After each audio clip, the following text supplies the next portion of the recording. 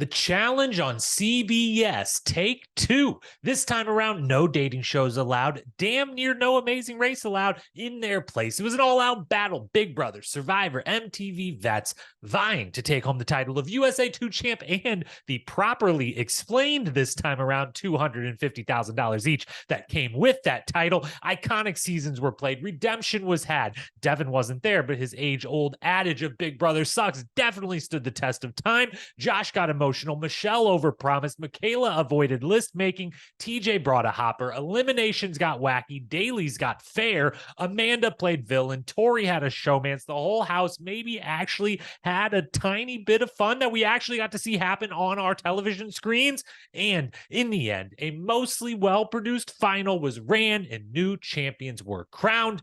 That's a lot to talk about, but recap it all one last time. We must. It's the challenge. USA 2 full season recap and awards coming up right now.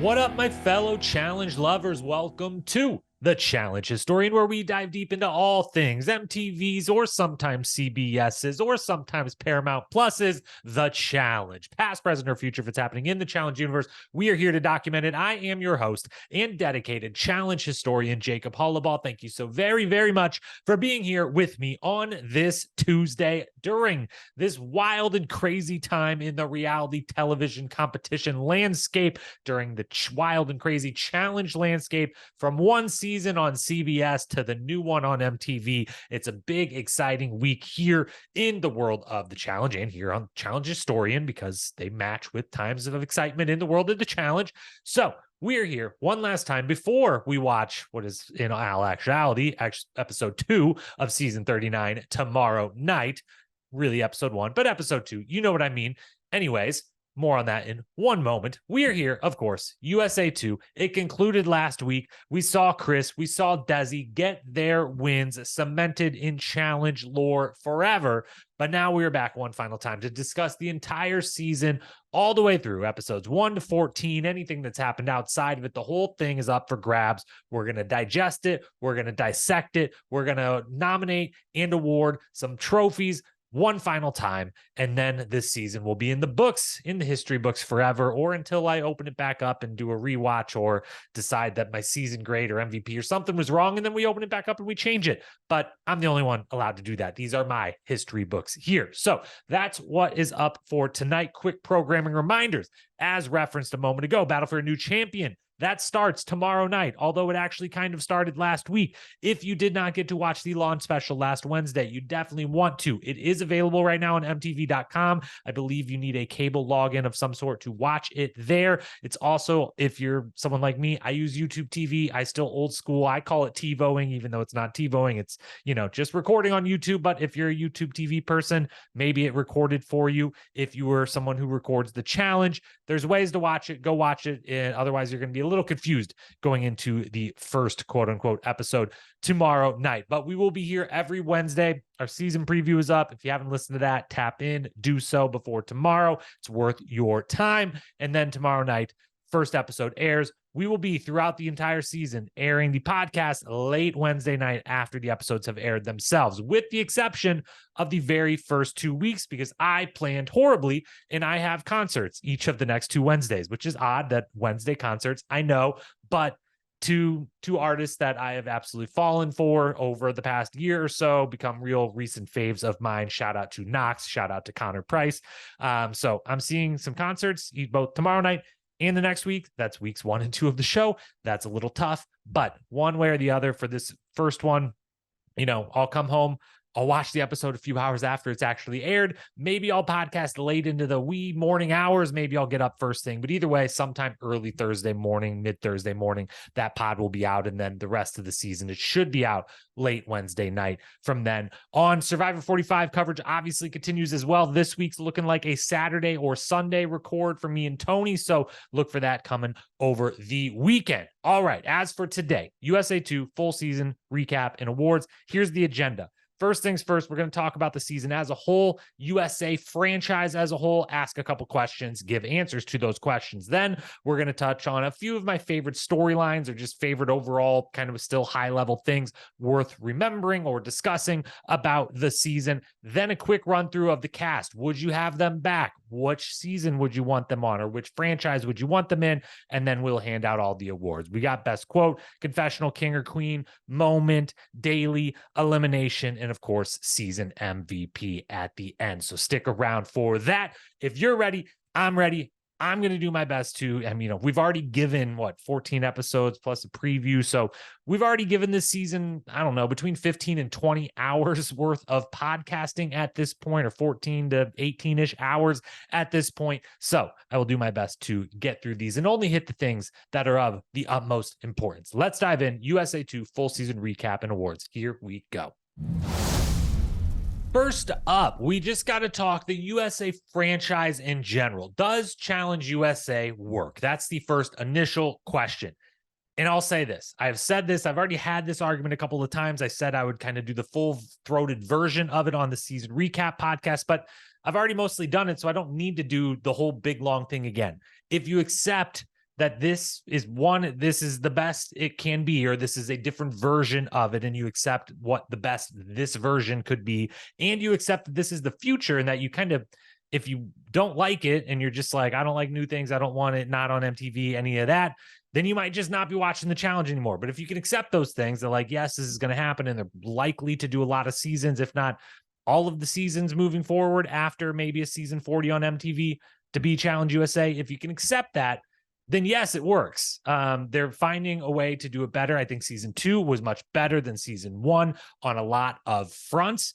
And I will also say, though, the one caveat to this, it's a really good thing I'm answering this now before season 39 has started. If you ask me in a couple of weeks, given what my expectation level for season 39 and how different and great I think it can be, maybe I would have a different feeling then. So check back in is what I'm saying. But compared, to like Double Agent, Spies, Lies, and Allies, Ride or Dies, like the 3 most recent flagship seasons, like this is just as entertaining. This is just as working. There's some slight differences here or there. And this one certainly felt much more like those than USA 1 did because of the entrance of the vets.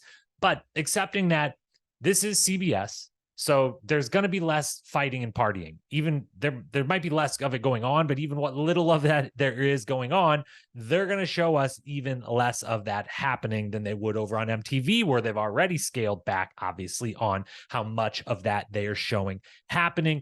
They're going to be focused here on the strategy and on the quote unquote, we haven't entered this word into the challenge lexicon yet, but I think we're pretty damn close to doing it. But the scramble, the strategy and the scramble, the bread and butter of Survivor and Big Brother are the strategic game playing and the once someone is up for the block, once we know who's voting on who, the scramble that takes place and all the machinations that take place of who's actually going to go out. And the whole show of those shows is built on who's going to leave at the very end. The challenge was not always like that. That obviously was the format, as someone left at the end was eliminated on every episode, or multiple people every episode, but that wasn't always the point. And now more than ever in a CBS world, it is going to be the point of every episode. The story they're building each episode is going to be the person leaving and trying to misdirect us the same way they do on a Survivor or a Big Brother. So it's on CBS. And at this point, this is truly just to them, while it's been a sport forever, the challenge has been a quote unquote sport for a long, long time and has gotten more sporty by the season. CBS I feel like they're treating this as like it's just the sport version of these 3 shows that we have: Big Brother, Survivor, The Challenge. Those are your big 3 of reality competition series with respect to Amazing Race, which I love and is amazing. And I look forward. I'm actually getting ready with my wife to dive into the newest season and start being an Amazing Race watcher again. But I think it's kind of in its own category over there. I think these are the big 3 of this genre. And they look at CBS as The Challenge is just the sport version of these shows. They take Big Brother, they take Survivor, and they say, how can we make this an actual true sport, even more so than those ones might be a little bit of, and therefore Challenge USA. It also matters, though, that they treated this like a true challenge season this time, which made it work, because the first time around USA 1 didn't work, mostly because they didn't treat it very well. It felt like leftover scraps from the production heap that gave us USA 1 and was led to a lot of issues, and what led to a lot of amazing cast members having no desire to ever come near a challenge season again. So they didn't do that this time. This season worked on a lot of levels for me, and I think was a really good to great version of what the Challenge USA, a challenge on CBS, could be. Of course, we could make it better, though, and so I've got a couple quick suggestions. The one piece of inside info, I've shared this a couple times before, sporadically over the last year and a half or so in different seasons, but I will share it here again. I one single time came across, happened to find my way into, fall backwards into one juicy bit of inside info from as reliable of a source as is possible. Okay. And so I know this was real. I know this was just with 100% certainty. This was a thing. And that thing was that prior to USA 1 being announced, prior to the World Championship Series and, the 4 spinoffs leading to the World Championships being announced, the first idea, the first iteration of what was going to be the challenge on CBS was going to be a season of Survivor versus Big Brother versus the Challenge MTV Vets versus Amazing Race. It was going to be 4 teams, people from each of those 4 shows, and they were going to be on the teams the whole time, or assumed the whole time. And that's what it was going to be, a battle of the shows, essentially, but on the home turf of the challenge folks playing the game, the challenge. And so that was what it was originally going to be. It didn't end up being that, obviously, but I'd still like to see that first and foremost. I know we almost got it here basically in this season. We kind of, by halfway through the season, Big Brother was almost gone. Amazing Race was gone. And it kind of felt like this was Survivor versus the Challenge Vets, and a little bit Big Brother there, but Big Brother just got third in that race by a lot. But I want to see if they're going to incorporate MTV people into it. I would love Challenge USA 3 to be a 3-team Challenge, Survivor, Big Brother, those 3 versus each other, stay in the teams the whole time, best show win.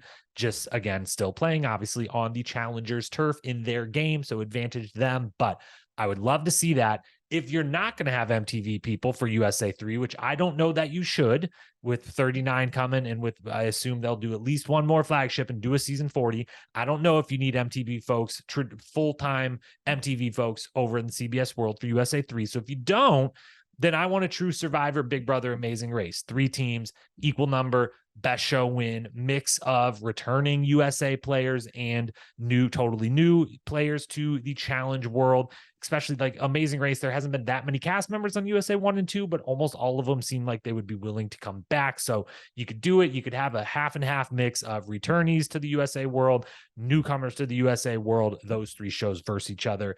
If I was in the room planning Challenge USA 3, I would go that route.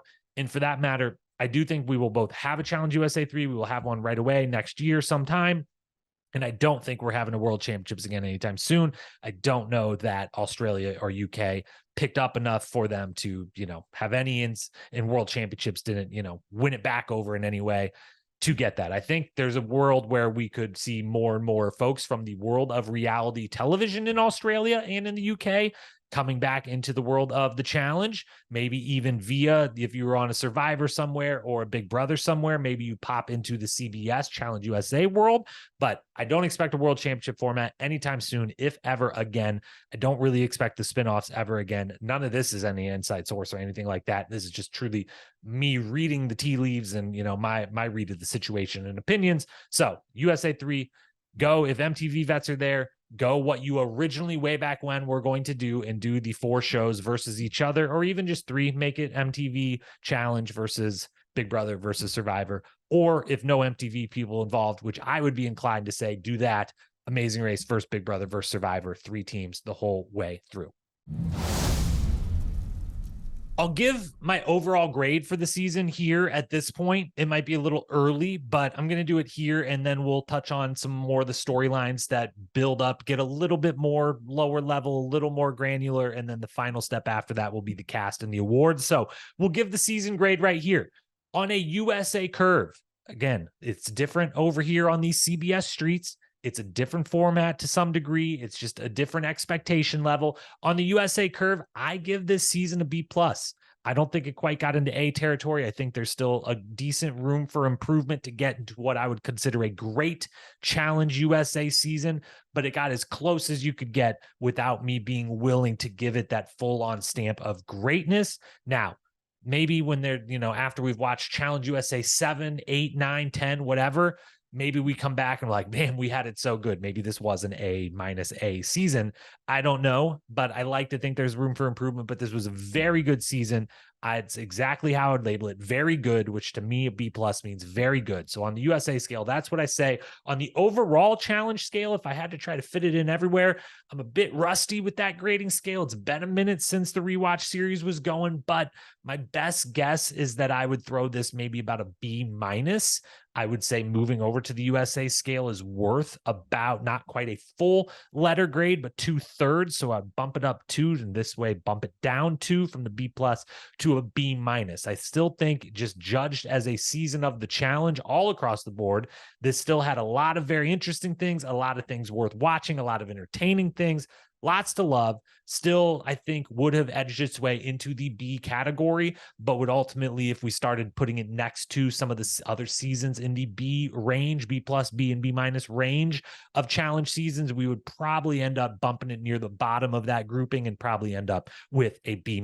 Things I loved, just a quick list. The cast members that made it far were mostly who I think was worth sticking around and led to the best possible entertainment. The longer they stayed, the single exception, I think Paulie was the big loss for the season early on. That is me subjectively, but also reading kind of reactions out there. And the interest was there. He's a polarizing figure, to say the least, and becoming, thankfully, it seems like becoming more and more of a beloved figure again in the world of the challenge. So Paulie was the one big loss, but otherwise, as we commented throughout the season, each episode, I was like, okay, it was kind of that person's time to go home. The more interesting person for the show's sake, for storyline's sake, won that elimination. So we mostly got the best cast members we could at the end. Chris's run, obviously historic, obviously fun to watch. Obviously, we're going to talk more about it here in a few minutes. Wes's retirement, it got to me. I talked about it when it happened, but both the episode where he basically said he was going to retire, but then somehow beat Dusty, and we still don't know how in that elimination, to the couple episodes later where he actually did lose and go home. That got to me. That definitely, I loved it, while it was extraordinarily bittersweet. These silly eliminations, I loved them. Some of you hated them. Some of you loved them. Almost no one fell in the middle. You kind of loved or hated. I fell on the love side. At least a few of the episodes, we had the vets getting targeted for a little bit there. It kind of happened, just a little bit, little tastes of, hey, Tori, this won't be perfectly easy. Hey, Bananas, this won't be perfectly easy for you. A little bit of it, not a lot, but a little bit is more than we've had recently. So it's something to celebrate. And it was limited, but we saw them having fun a couple of times. We saw them go to a bar. We saw them just doing silly stuff around the house. It was limited. It was for like 20 seconds each time. But again, comparatively, we didn't totally have that for, it's few and far between when that comes around. So celebrate it. We must when it does. Few other random, still high level, but slightly lower level here to get to. The order of all of this makes no sense, and that's okay. It's my show, and I wrote notes, and they didn't make sense, and I didn't try to figure out what way they would make sense. Here we are. Let's talk about the format really quickly. We kind of referenced it a few times before, but very specifically, it was as straightforward as this show is going to give us at this point. I think so, because it starts as teams and it stays teams long enough to then we knew it was going to go individual, we knew it was because they said individual winners. You could probably much guess. So it was at least like straightforward and went from team to individual. And, that was the one big change. Yes, you could switch teams. Yes, the hopper made, the element of the elimination a little different. So again, this was not some straightforward format, but we mostly knew from the beginning how things were going to go. So there's some solace in that. The interesting thing to point out, Bananas on his podcast did point out how much he thought him switching teams, him winning that first elimination that he did and switching teams after he beat Paulie, changed the entire dynamic of the game and the eventual outcome of the game. And as much as it was him, wanting to say how much he impacts the show and the game and everything, he was right, I think, because him switching onto the blue team and teaming up with Tori in particular, and making that team really, really good and able to then win multiple eliminations, multiple daily challenges after that. Prior to that, Corey and Fessy were kind of on the fence. They were willing to work with either side, as were Cassidy and Chris on that team, kind of willing to work with either. And so there was still some pressure on the Vets up until that point. And then he joins and they're able to win, and him and Tori are rock solid. And now Fessy's wishy-washy self kind of in the middle is like, I could be over here with you if it's fine with me. And Chris and Cassidy, who were on the bottom of any Survivor thing going on at any point, were also willing players to be with them. And so suddenly the Vets had power if the blue team could win. And suddenly things turned. And now we end up near the end of the show where it's like, hey, Tori, Bananas, Corey, Fessy all make it to the final. Josh is one episode shy. Michelle's just shy. And suddenly all the MTV folks are making it really far in this. So that really did, I think, changed the game of any of the team switching. That changed the game the most, I would say. And I'm always just someone, I don't love the team and partner switching. It worked it worked gloriously on War of the Worlds 2. And otherwise, I don't really think it's ever worked that well. It's caused some drama, like on Double Agents. It caused a lot of drama, and that was interesting. Big T and CT and Cam, all that was very interesting. But otherwise, I don't think it ever works. I don't like the hopper. I don't think it should be chance for elimination. That's feedback I would add to my earlier feedback for the show. I just don't like the idea of any part of elimination being left up to chance. I get that it's, it makes for a dramatic moment. And this is where I alluded to earlier, they're trying to tell a story of who could possibly go home and make it a mystery. And it's kind of about that mystery each episode. But I don't like there being any chance involved in who goes into elimination and then ultimately who goes home. I want the highest vote getter or the only vote getter or the last place person or the person chosen by the person already going in. I want a definitive answer of who's going in and someone definitively responsible for it, not able to skate by on like, oh, I did vote for you, but like you didn't get picked, or you don't even know who the one vote for you was or anything like that. So I don't like the hopper. Didn't love the hopper. I would take the algorithm from season 1 over the hopper. That's been an interesting discussion online. Would love to know your opinions, but I don't love either one of them necessarily, but I definitely go algorithm over hopper if I have to choose. Last place went in. Thank you. They got that right. That's good. Keep that in the format forevermore. Please and thank you. That should always be part of the format. And no partners in the final. Thank you for that as well. If you could do that season after season, maybe we can get away from the, we'll probably never get away from it, because even if they did 10 seasons in a row where there was no partners in the finals, they're still going to sit there and think, well, ultimately, if the guys are facing the guys in the final and the girls are facing the girls in the final, then even if you haven't done it in a while, it's always going to be that incentive there that was in this season and has been on a lot of the recent seasons of the guys want to keep the strongest girls around and the girls want to keep the strongest guys around. And therefore it ends up kind of being the biggest, best threats in the house make it to a final. There's arguments for that being a good thing. There's arguments for that not being the most entertaining thing. Certainly with, people then being able to kind of skate their way to a final and just have this dominant alliance and dominant position in the house. I'm on no partners in the final, and maybe hopefully it incentivizes folks to not be so concerned with making the deals like what Bananas did this season, where he's like, all right, Tori, I'm already with you, but like Michaela, Desi, Chanel, I'm down to work with you guys. Totally great. You're kicking butt. You're the best we got here. So like, I'm with you no matter what.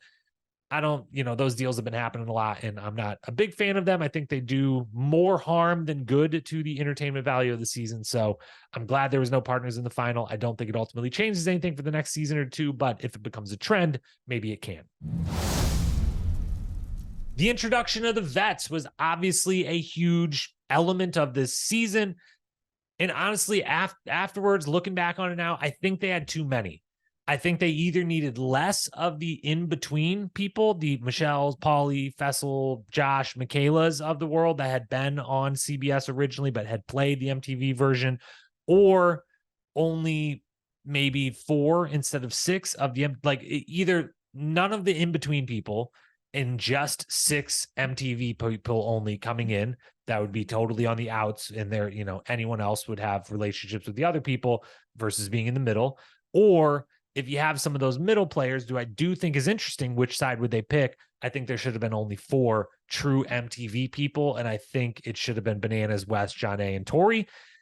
And, if we actually got to recast completely, that should be Cara Maria, obviously. But if not recasting, just out of the 6 they gave us, those 4 would be my pick if I had to eliminate 2 of them. The MTV folks deserve the CBS shine 100%. And I'm still very happy they got it. And I think they picked 5 out of the 6 correct picks on that, with Amanda being the only one that I'm like, there was just a lot of people on the female side that I think deserved and put in the time and like should have gotten that spot the way like I felt really good about Corey getting that spot because of just what he's put in and how many seasons and the entertainment value and the whole thing.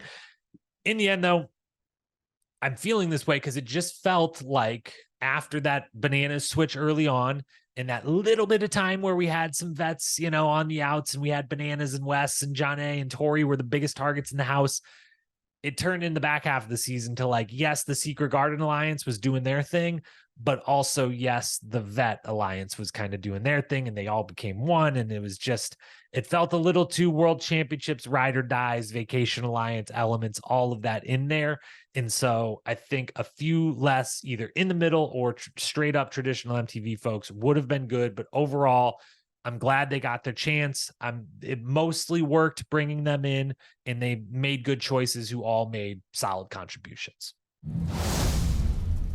My favorite storylines of the season. Let's just run through. It is a top 5 in the end because I just happen to have 5 written down here, but this isn't an award and this isn't a ranking. These are just a quick reflection on things I really enjoyed, story arcs I really enjoyed this season. First one, Michaela, the game master. Michaela's season all the way through, and that it wasn't just dominant the whole way through, that it became dominant by the end, and that she had such a grip on the house and the game in general by the end. But that early on, it was a step or 2 forward, but also a step or 2 back in the Wes Michaela dynamics and trying to run the green team, and both being right in certain instances and wrong in an instance here or there where the other one could tell them they were wrong and they were right. That whole thing, and just Michaela's evolution into, by the end of the season, damn, this chick is running this house. She's got the game in her palm and she knows exactly what to do at which time.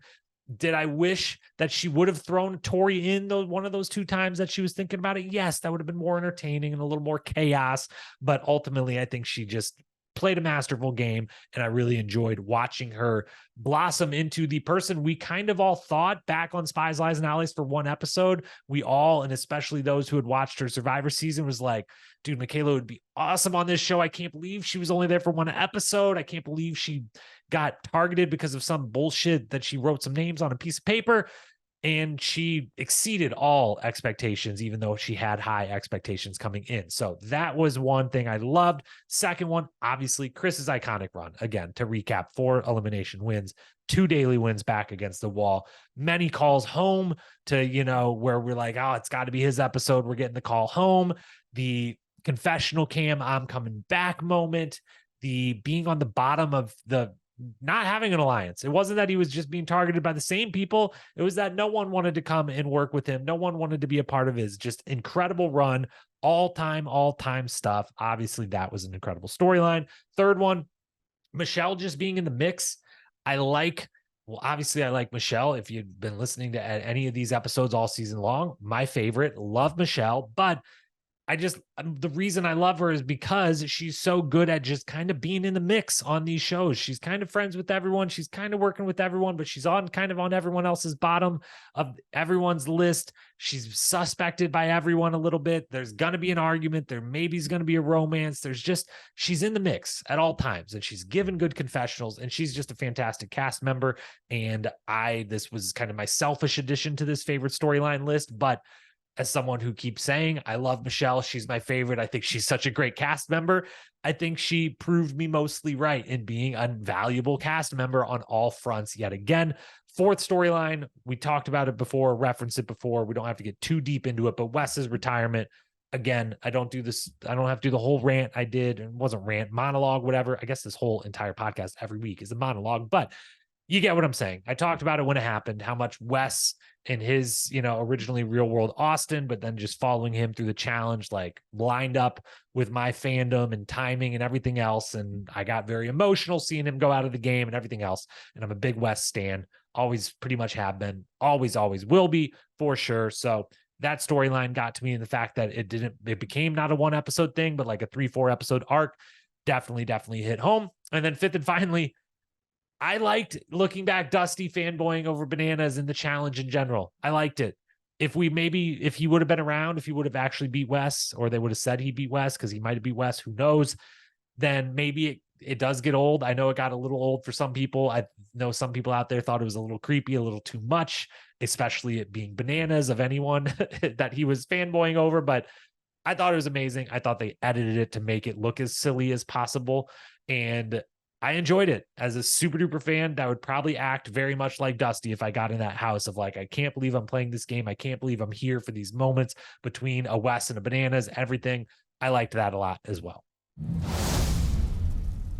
Let's play Would You Have Them Back? All right. Quick run through the entire cast of Challenge USA 2. Would I have them back? If the answer is no, we just move on. If the answer is yes, I'll say which season. Not a lot of commentary on this, because if I did, it would take hours just to get through this list. And we're trying to get through this list in minutes instead. So here we go. Ladies first, starting and going in order of elimination. Amira, don't need to see her again. John A., All Stars only, please. I love John A. to death, but I just think All Stars is where she belongs and dominates. And I want to see her keep dominating and keep being there. But All Stars only for me. Amanda, flagship only. Come on, Amanda's an MTV girl through and through. She got to be on CBS. Cool. Amanda's an MTV girl. Let's be honest here. Alyssa Lopez, I still say yes. I know we've seen her twice. I know others have been lukewarm. I just think there's maybe MTV only. I think there's a good challenge cast member in Alyssa. Tiffany, no, but please keep podcasting about the show and just talking in general, because you're fantastic and super duper entertaining. This just ain't the game for you. Alyssa Snyder, no. Michele, every season ever, please and thank you. Cassidy, yes. USA or flagship, I'm down for either. Cassidy should be back. Tori, flagship only. Maybe another season off after 39, unless 40 is an all winners thing. And then, of course, she's got to obviously be there. Michaela, yes, anywhere and everywhere. Chanel, maybe controversial, but no, I'm probably fine. Ultimately, she proves she's a very good competitor, but like I'm not dying for a continuation of Chanel's storyline. And Desi, yes. I think USA only, because I don't think she needs to go over in the MTV world, but I do definitely want to see her back. I want to see the winners return for USA 3. So that's the women. On the men's side, Paulie, please and thank you. Please give Paulie another shot or two. Luis, USA only, but I do think he should come back. I'm still annoyed that they didn't show us all 3 rounds of the pole wrestle this season for the men or the women. But I think he could be good. And we didn't even get to find out or even scratch the surface of if he good or not good. USA only. Dusty, same thing. USA only. Again, I want an amazing race, stronger amazing race contingent. I think both of them should come back to lead that. Monty, no, I'm good. We've got enough big guys in the house, and he doesn't really, his profile is, he's lower on the list for me than a Kells that I want to see back, than a Jonathan Young that I want to see come into the game, et cetera, et cetera. So no on Monty, no on Sebastian. I'm good. Wes, All Stars only, or never again, or just on season 40 if it's all winners. But if he sticks to being retired, I'm good with it. He's given us more than enough. He's put in his time. Okay. Tyler, no, I'm good. Josh, surprisingly, with the right cast around him, I would say yes. And I don't know if I mean that on USA or flagship, but I'm weirdly would say yes, but the right cast mix around him, please. Fessel, always, obviously. Bananas, season 40 if it's all winners, or All Stars. I think, and it's not because he's not good at the show anymore. It's not because he couldn't win. It's not because he's entertaining, but like we need to move on. And that's part of the excitement of season 39. So Bananas, I love you to death. You're the GOAT. Do All-Star seasons, do season 40 if it's all winners, and then maybe no more USA or flagship for you. Corey, This is an odd one. I think Corey should be on USA only. I think he's a USA guy. I know he's like MTV champion between Challenge and Teen Mom, but like, I don't know. I feel like he fit really well. And mostly I want Corey to win a season. And so like, I think he could win on the USA if there wasn't some of the vets around and maybe Chris doesn't show up or twist an ankle or something. I don't know. But yeah, I would see Corey again anywhere is the real answer. And then Chris, anywhere and everywhere. Let this dude loose. Let the beast out, please. And thank you. Now for the awards. Here we go. We've got the best quote up first. And we've got 1, 2, 3, 4, 5, 6 nominees here. And gotta say, said it throughout the season, not the best season for quotes and wit and humor and confessionals in general, which sometimes can be a good sign because you're relying more on things that are actually happening versus just quippy stuff in confessional to fill the void of entertainment. But there could have been more than there was this season. But there's still some nominees. Here we go. Chronological order. Michele in episode 1, quote, Josh, Pauly, and Bananas have a history longer than a fucking CVS receipt, end quote. Fantastic stuff from my fave, Michele. Tiffany, episode 6, bye, Dusty. Come on down. You're the next contender to get your ass kicked right out of this game. Bye. End quote. Loved that from her. Tiffany, always great in the confessional booth. Wes, episode 7, quote, we will do everything in our power to make it a girl day as long as you make it a girl night, end quote. That was to Tyler about, hey, you have to go make out with Alyssa and then we will make sure that she is the one in elimination and not you, which was funny on many levels and entertaining on many levels. Michaela, episode 9, quote, my skill is I see a couple steps ahead and see where the problems are and I try to resolve them before they happen, end quote. Mastermind in effect there. Wes, episode 10, I want to be in power. I want to fill my goblet to the brim with power. I want to chug it down and become drunk on power, end quote. It's so true. So true. We know that to be true about Wes. He's always honest, at least about himself.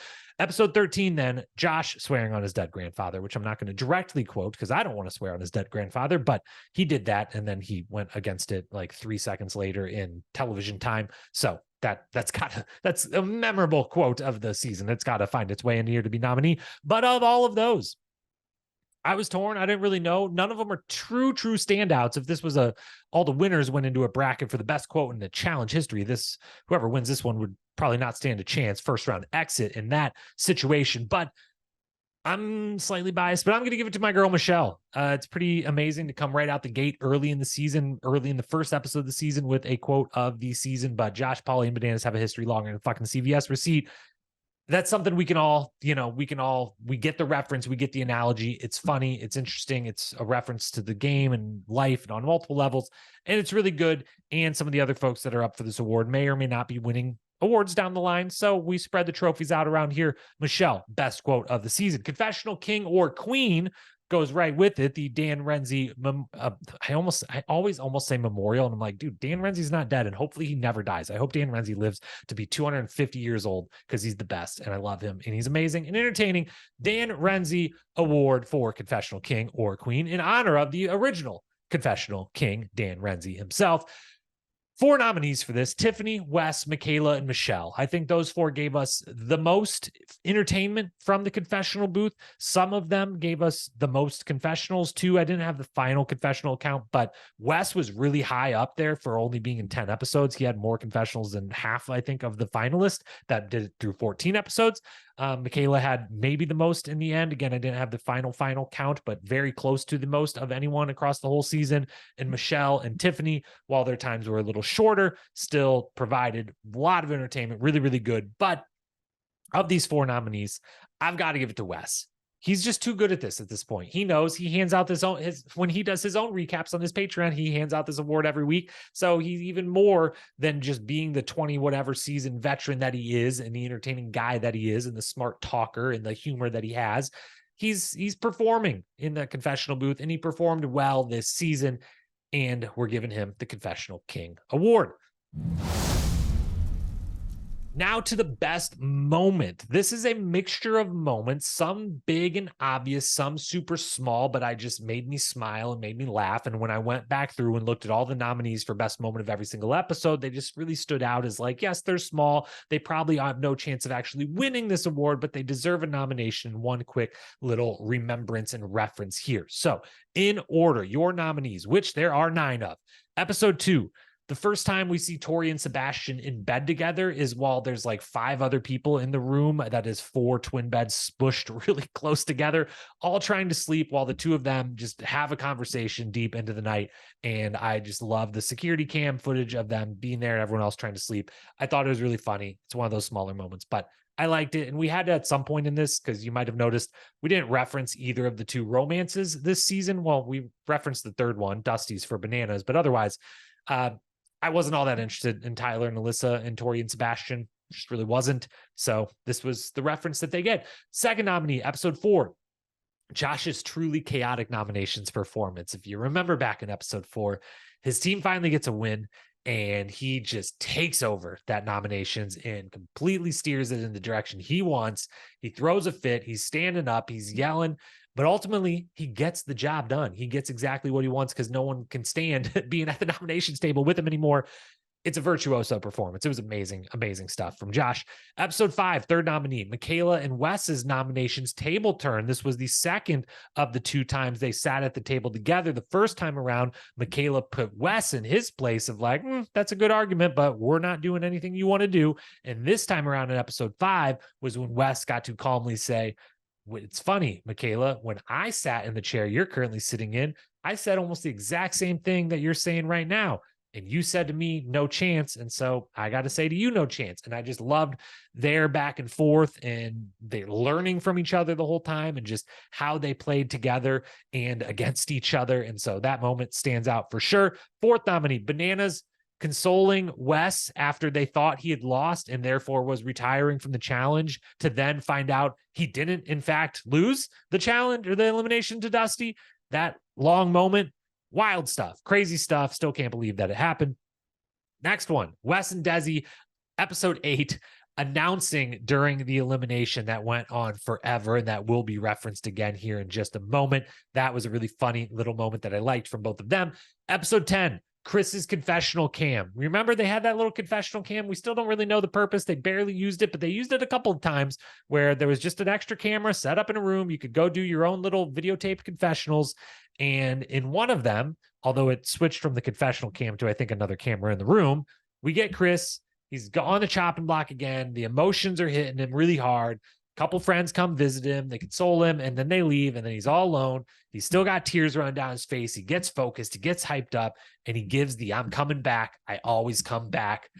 Oh, chills were had. It was amazing. And then obviously that moment was incredible in the moment, and he wins the elimination that episode. But now looking back, that moment is insanely incredible and holy shit, like unbelievable. So that's got to be nominated. Episode 11, Cassidy partying, Cassidy getting down, having a good time on the chopping block, going into elimination. She doesn't care. She knows us at home are dying to know, do you guys actually have fun in this house? And we're dying to see it when it happens because we do know it happens. But we actually got to see a brief 30-second glimpse of it in this episode. Cassidy was the life of that party. She gets the nominee here. Episode 13, Josh's complete and utter meltdown throughout the nominations, voting, elimination process, the whole thing. Wild stuff. Big time moment for sure. And then episode 14, Desi and Chris individually nominated for their wins. The moment they each won was definitely a big, big moment and a really wonderful and awesome and heartwarming moment. Those are all your nominees. But I got to give it to one out of those 9 or 10 if you split Desi and Chris up. And of all of those moments, I think that the moment I will remember the most, the moment I think is the most iconic, the moment I think could win a round or two in the best moment in challenge history bracket that could ever be. I think it's got to be Chris. I think it's got to be Chris's confessional cam that I'm coming back. I will always come back with a dead set face, tears streaming down the eyes. And then he actually does it and goes on the run that he goes on. That's going to probably be the first moment I think of with this season because I'm going to think of Chris first and foremost, and that's probably going to be the defining moment of it. And it was just so wild and crazy and just incredible to look back on. So Chris gets the moment of the season. All right, now best daily challenge and best elimination. Best daily first, 4 nominees here. And I will quickly say about the dailies and the eliminations in general. They were amazing all season long, with the single exception of the hall brawl at the end, which was a joke, and we talked about it then. We're not going to relitigate that, but otherwise amazing. And I said I was going to do it on this podcast, and I didn't, and I, at this point, probably shouldn't even add it in because this is way longer than I wanted, but There were a lot of moments throughout the season I kept saying they're doing little references, they're doing little things that make me think of old school challenge. And I appreciate the thought and effort that seems to be going into that to give those references. It can never be what it used to be, but there's little things here. And the eliminations were the biggest one. They got a little goofy, they got a little wacky, they got totally toss up in the air. You don't know what you're going to get. You don't know who's going to win or what advantage any given person might have. And I loved them and I thought they were great. And the daily challenge is very similar as well. A bunch of them were super simple, straightforward, and just felt like they could have been on the Gauntlet 3 or here on USA 2. So I loved the dailies and the eliminations across the board. And I loved all the other little nods to challenge of old, be it the telling us where you were actually doing within Croatia, the daily challenge at, whether it was, there's a lot of things. There's a lot of things. Okay. I'm not going to do the whole list. I just said I wouldn't do it. And then I started to do it. I'm not going to do it. I'm going to tell you the best daily challenge, the best elimination. Best daily challenge nominees are episode 2's Working the Polls. This was the one that truly could have come out of any season of the challenge ever in the early days. And I loved it. 3 teams at once were crossing the poles hanging in the air. And it was just simply in 2 heats, 4 of your team members at a time, because there were still big teams in episode 2. Get across, you swing on the poles, you could fight each other on the way, but it's very simple, straightforward, just felt very old school, simple over the water challenge. Climb across, fight each other. If you fall into the water, most team across wins. Super straightforward, takes TJ like 30 seconds to explain, and we're on. Loved it. Second nominee, Spell Lunkers. Man, the puns and the wordplay and all that stuff are always great in the challenge world. Episode 8, there was a lot of shenanigans going on this one, and it was a super duper hard and legit challenge. This was the one they had to swim out, dive down to see the first code, to then go swim over, open the box, and then go into the cave and decipher the next code and come open the box. And there was a lot of shenanigans going on who was helping who, but also it was just really hard. Swimming ocean water and diving down deep in the ocean water, getting into the cave, the whole thing. Really hard, really good challenge. Third nominee, Go the Distance, episode 10. Michaela gets the win over the fear. This was the run and jump and grab the pole off of the edge of the platform. Again, super simple, heights over water. You can explain it in 30 seconds. Fessy and Michaela get the win, but most notably, Michaela overcomes the fear, the tears, the emotion, everything to get the dominant win, that big jump at the end. Love that one. Fourth and final nominee then, Brain Squeeze, episode 12. This was in the castle. You had to go retrieve the bags, individual challenge. Michaela tricks Bananas and the other vets into wasting some extra time, not being able to figure out the puzzle. And eventually Desi and Chris get the win. Chris, first of 2 clutch daily challenge wins in a row. Michaela tricking folks. The castle was really cool. The design was cool. I loved it. Of those 4, I'm making a last second switch up here. I was originally thinking I was going to give it to Brain Squeeze episode 12 and in the castle, but you know what? I've got to give it to episode 2, Working the Polls. It truly feels to me that could have been on season 1, 2, 3, 4, 5, 6, 7, 8, 9, 10, 11, 12, 13, 14, 15, and on and on and on. It could have been on any season of the challenge, and I love that, and I want to award that. So episode 2, Working the Polls, best daily. As for the best elimination of the season, 1, 2, 3, 4, 5, 6 nominees here. Again, this is a mixture of how good was the daily, the game itself, how important was the result to the impact on the game, how tight of a matchup was it, how entertaining was it, the whole thing wrapped into this elimination of the year. First nominee, episode 3, Bananas beats Polly, Fire and Ice. They're standing on the ice block. They get to throw the things to start and stop the fire. It comes down to one final throw to either hit and switch the fire or miss and not switch the fire. Bananas gets the win over Polly.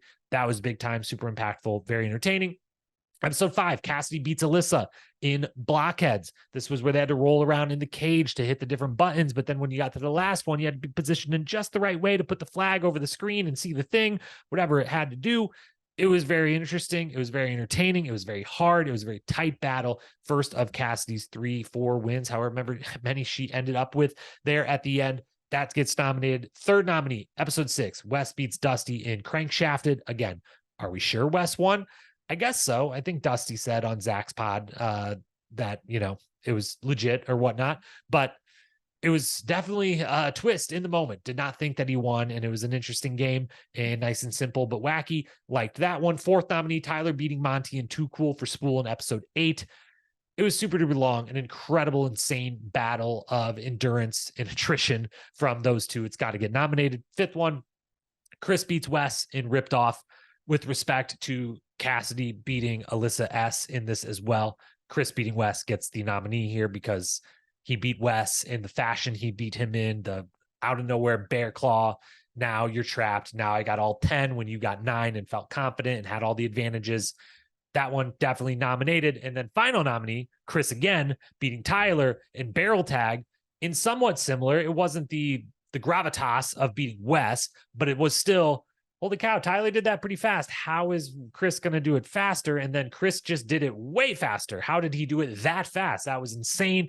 Those are your nominees, but the elimination of the season, it's got to be Chris beating Wes. That was definitely the most momentous, the most impactful, and it feels like Chris or Cassidy has to win the award given how many times they won an elimination this season. So I give it to Chris beating Wes in Ripped Off. Then we've got two awards left. We are going to do the season MVP, but before we do, I'm going to give a kind of new award. We've done best athletic performance before, and this is basically still what that is, but it's instead we're calling it just best performance, and it's not one single athletic achievement the way I'm trying to think of a winner. We gave Beth athletic performance once upon a time to Landon smoking CT in the climb up the rope, up just high into the sky. How far can you get? And he got, way past CT of all people. That was the type of thing we used to award this for. This time it's going to be who played the best game. Okay. So yes, it ultimately is like, are the two winners going to be two of the nominees and or winners of this award? Probably a lot of time, but this is my way of finding a way, because season MVP isn't just who won the season. Oh, they're the MVP too. It's more of an entertainment award. So this is kind of more of a sport award, if you will. So the best performance, the 5 people in order, 5-1 here that made the ballot and ended up in this position. Michaela comes in 5th, played a masterful game, won some daily challenges, performed really, really well all the way through this season. Honestly, arguably, you could put her up in 2nd on this list even, but she's on it definitively. These top 5 were kind of definitive for me, and there was a big gap after them. So she's in 5th. You could argue she could be up as high as 2. Fessel's in 4th. I know you're going to say the bias is here, but, I haven't really talked about him at all in this podcast episode. So, I'm not I can put the bias to the side. The guy on his team won tons of dailies. He individually won multiple dailies. And while, yes, he threw in Chris multiple times in a row, and that eventually got him thrown into the last elimination, I think he ends up in that elimination anyways. And I think he and a lot of the others did do a really good job of playing the middle and playing both sides of this fence that they were offered by being the kind of people in the middle coming into the cast. So winning a lot of dailies, making it to a final, holding a good spot in the house. He makes the list. Tori, basically the same reason as Fessel, makes this a bunch of individual and team daily wins. An elimination win early in the season to kind of assert herself. Yes, she got 4th in the final. That's not great, but she got to the final. She played a good strategic game the whole way through. She made deals, the whole thing. So Michaela, Fessel, Tori, 5, 4, and 3. And then 2 and 1. Yes, they are the 2 winners of the season, Desi and Chris, but it's also because they played incredible games. Chris wins the award for obvious reasons. We don't have to say it again, but we will. 4 elimination wins, including one over Wes in super memorable fashion. Not that the others weren't memorable and impressive, but it still stands out because it's Wes in an elimination, and he retired afterwards. 4 of those, 2 daily challenge wins in a row to avoid going into a 5th and or 6th elimination, and then a completely and utterly dominant finals performance where we've since found out he won by maybe 30-ish minutes or more, which, the ATV aside, isn't 30 minutes maybe. I mean, I don't know. I'm still torn. On the last podcast, I said that maybe the ATV was that big of a difference. And the more I think about it, maybe it wasn't. I don't know. Either way, Chris dominated this season start to finish. He's the best performance. Desi comes in 2nd for her dominant performance in the final and doing really, really well, even with the 1 individual daily win and the 1 or 2 team wins. She performed really well every single time. She won, an overmatched pole wrestle with Amanda, but still won an elimination, won the final. She gets 2nd. Chris gets 1st. Let's talk MVP now. Season MVP, as we just said a minute or 2 ago, it is more of an entertainment-based thing. It does obviously matter, the doing well in the game, because you got to be there to the end. You can't be in 3 out of 14 episodes and expect to win the MVP, even if you were the MVP of all 3 of those episodes.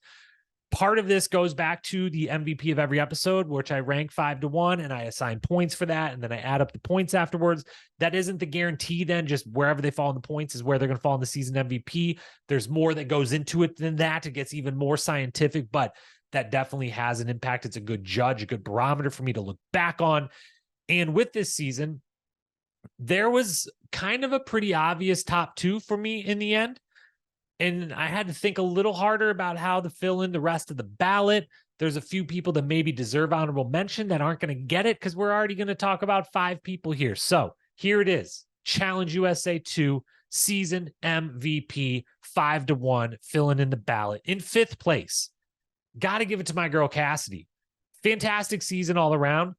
Being back against the wall, I think we saw, that's very entertaining in its own. All the elimination wins, entertaining in its own.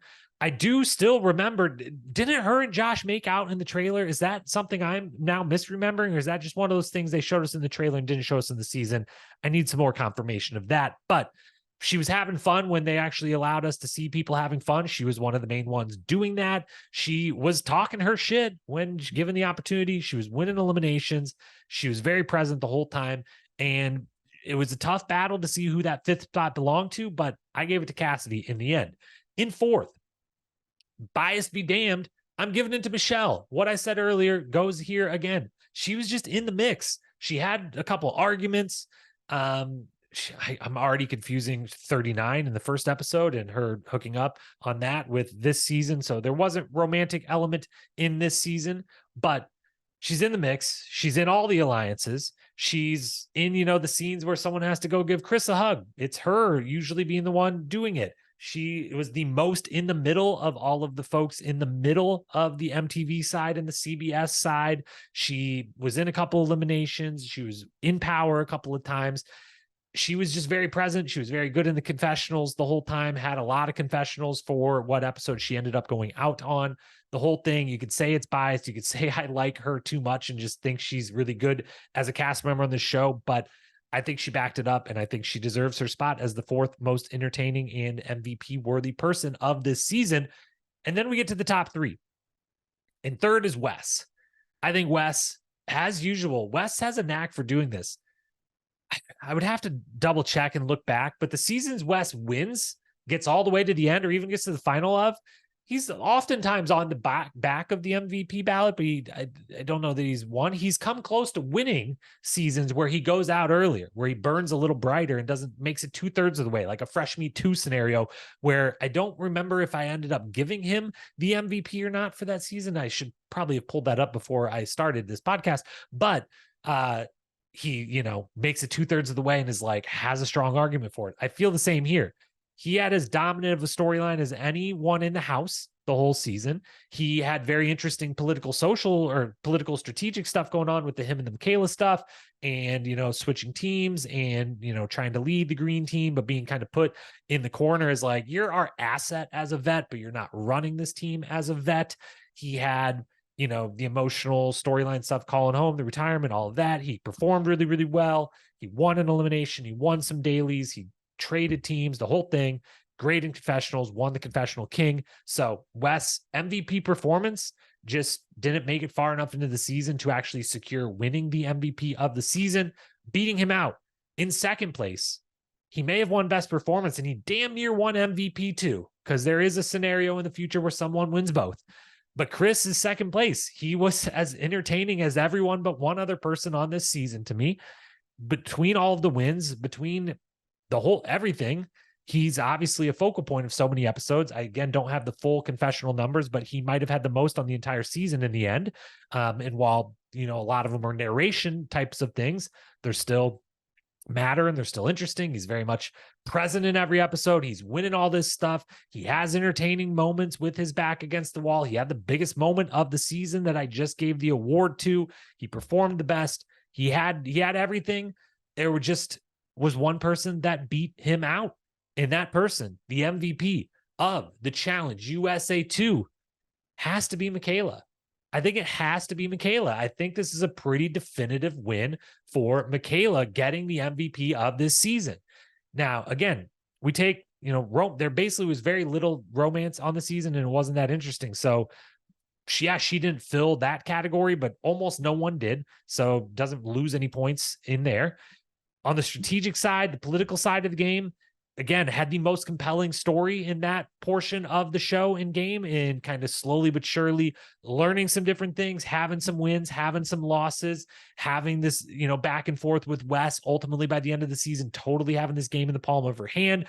That was by far the most interesting strategic storyline of the season. She was great in the confessional booth. She was winning things. She was saying funny things. She was the focus and meant should have pulled up again. The challenge stats has the wonderful, not just confessionals, but the mentions leaderboard of the season. She was very high on being talked about.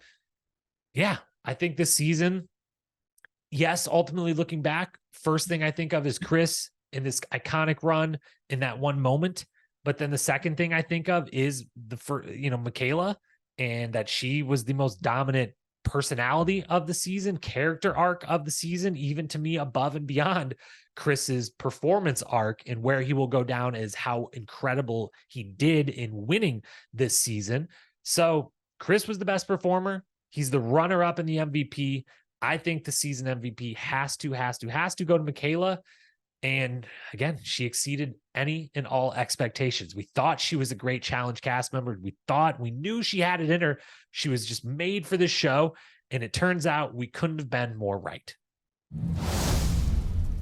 And with that, the USA 2 is in the books. The history books are closed for the time being, at least until we revisit it sometime in the future, which we will ultimately do. It was a wonderful season. I enjoyed it. I appreciated it. And yeah, we've talked about it enough. So we'll end it right there. Come back because season 39 is here, folks. Again, go watch the launch special if you haven't.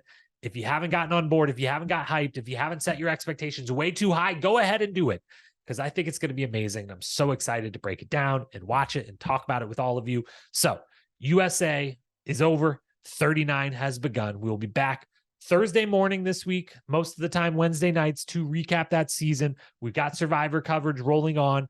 If you have any lasting thoughts, if you think I got anything wrong on USA 2, as always, hit me up on Instagram at Challenge Historian. DMs are open to chat challenge this season 39, any season, any challenge related topic, anything, but challenge related, I'm definitely going to respond to. Thank you for making this the most listened to season ever of the Challenge Historian. Covering the USA 2 was the most listened to season we've ever had here. So thank you for that. For all of you who have followed, subscribed, anything, left comments, left reviews, it means the world to me. Truly. Those are not just words coming out of my mouth. Those are real, true feelings that I have. So thank you. I love you. I will talk to you again soon. Peace.